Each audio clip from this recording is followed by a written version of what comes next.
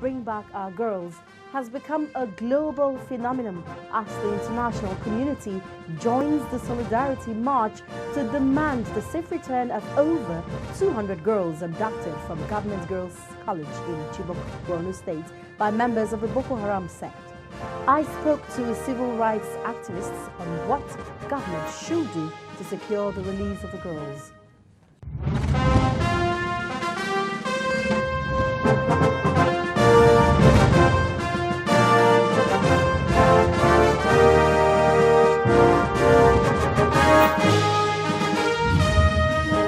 Hello, welcome to Dateline Abuja. I am Omelogo Nnadi. After the abduction of the Chibok schoolgirls over 1 month ago, members of the Boko Haram sect have made an offer of negotiation with the federal government.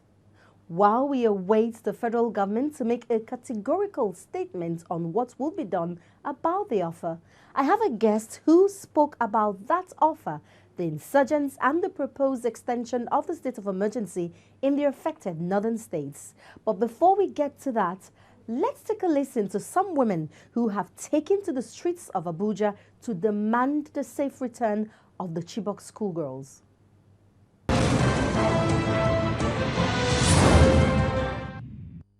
All we are saying, bring back our girls now and alive.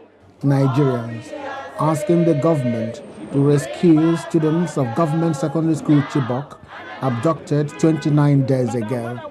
They are getting set to take their protest to Borno State Governor.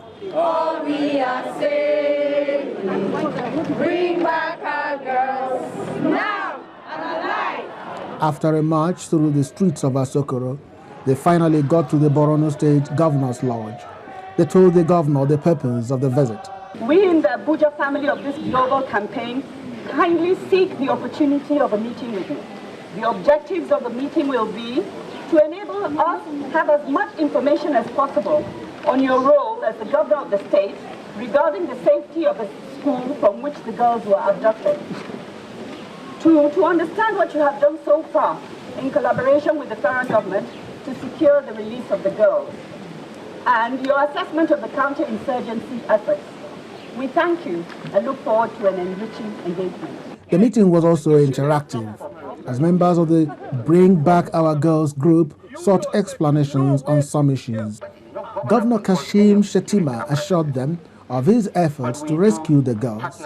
He announced that 54 girls have been identified in the video released by the Islamic sect, Boko Haram. They have so far identified 54 of the girls in that video. But it's an ongoing kind of a thing, and they might likely identify more of those students.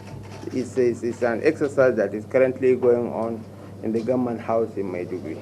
I'm quite glad that the Americans have shown a keen interest, so also are the British, the French, the Chinese, and I believe collectively. Maybe as the president said, this might be the turning point. We have reached the tipping point, and I believe going forward, we shall have an enduring peace in that part of the world. The campaign for the safe return of the abducted girls continues. Members of the group promise to push for concrete efforts to rescue the abducted girls. What's our single issue? Bring back our girls now and alive.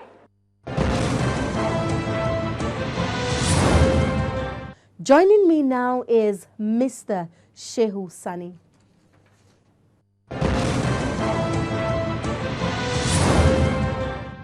You're welcome to the program. Thank you. Let's start with your view on the proposed extension of a state of emergency in 3 northeastern states. I think I share the views of the political leaders in the northeastern states. As we have seen, the idea of a state of emergency was to enable the military to crush or contain the insurgency. But what we have seen in the last 1 year was very clear that the state of emergency was not able to stop the killings, it wasn't able to stop the abductions, it wasn't able to stop the brigandage and the chains of violence that have engulfed that part of the country. So I share the views of those who don't see the value of the state of emergency.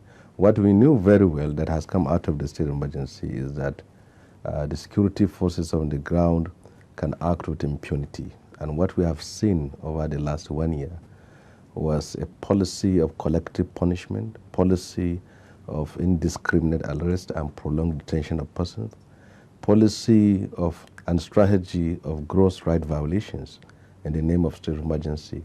And I believe if there was the need for a state of emergency, it could have been to address the problem at hand, and which is the violence by the insurgent group. So what is likely to replace the state of emergency, for instance? Well, if you are to impose a state of emergency, you need to equip the necessary apparatus of the states that are there. And as we have seen, as of the reports that are just coming in just yesterday, there were protests within the cycle of security apparatus, that they have not been given enough equipment and what they need to do their own job. So as far as I'm concerned, as long as there are no provisions made and nothing is provided for those who should work on the ground, I think there is no need to have that state of emergency. For example, we have had a report by the Amnesty International